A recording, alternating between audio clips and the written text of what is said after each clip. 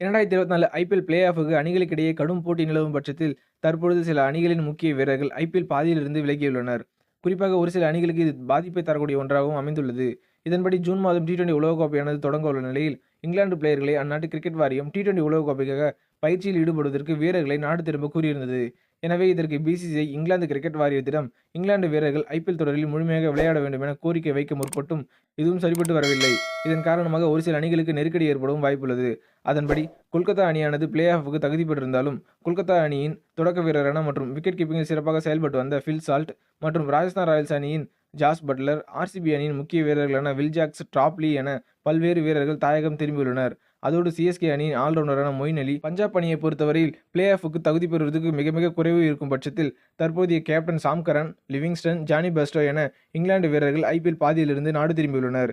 சிஎஸ்கேவில் மொயின் அலி இல்லாத பட்சத்தில் Mitchell Santner, Theekshana என சுழற்பந்து வீச்சாளர்கள் இருக்கையில், ஆனால் ஆர்சிபியில் வில் ஜாக்ஸ் ஒரு சில போட்டிகளில் சிறப்பாக செயல்பட்டுள்ளார். எனவே அவர் இல்லாதது பின்னடைவாக இருக்க வாய்ப்பு இருக்கலாம். அதேபோல்தான் கொல்கத்தா அணிக்கும். இதுபோன்ற முக்கிய நேரத்தில் வீரர்கள் நாடு திரும்பியது ரசிகர்கள் மத்தியில் கடும் அதிருப்தியை ஏற்படுத்தியுள்ளது. காரணம் டி20 உலகக்கோப்பையானது ஐபிஎல் போன்ற டி20 வடிவமான போட்டிதான். பிறகு ஏன் இங்கிலாந்து கிரிக்கெட் வாரியம் இப்படி தங்களது வீரர்களை தாயகம் திரும்ப கூறியிருக்கிறது என ரசிகர்கள் மத்தியில் பேசுபொருளாக மாறியுள்ளது.